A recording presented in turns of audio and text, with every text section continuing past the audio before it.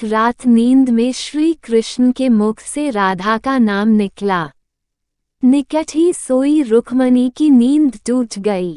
उसका चित्त अशांत हो गया। सारी रात वह करवट बदलते रही।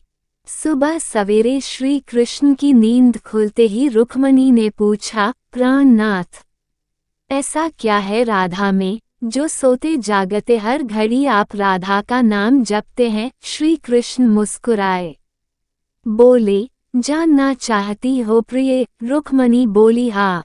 श्री कृष्ण ने बोला, एक परीक्षा देनी होगी तुम्हें। कहो, तैयार हो? रुक्मणी तैयार हो गई। श्री कृष्ण रुक्मणी को लेकर यमुना तट की ओर चल पड़े। राधा को भी संदेश भिजवा दिया गया।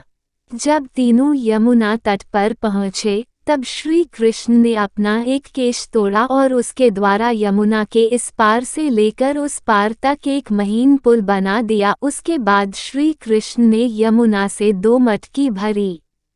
एक मटकी रुक्मणी को दी, एक राधा को, और बोले, मेरे प्रेम का स्मरण करते हुए ये मटकी पुल के पार पहुंचा दो। रुक्मणी मटकी लेकर पुल पर चलने लगी।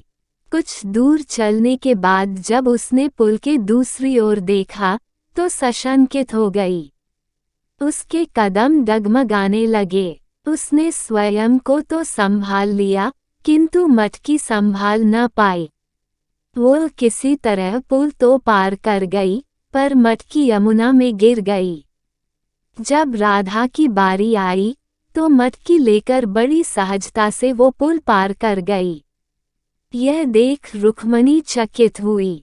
उसने राधा से पूछा, बहन, ऐसा क्या था तुम्हारे प्रेम में जो तुम मटकी लेकर यमुना पार कर गई?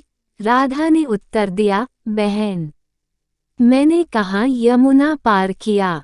प्रिय के द्वारा मेरे हाथों में दी मटकी ने ही मुझे पार पहुँचाया। रुक्मणी को राधा के प्रेम की अथाह गहराई का भान हो गया।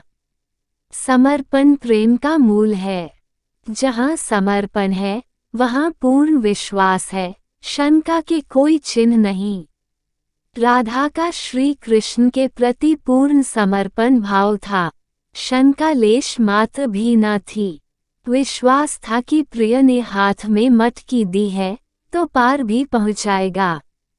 सीख, प्रेम करें तो पूर्ण समर्पण भाव से करें।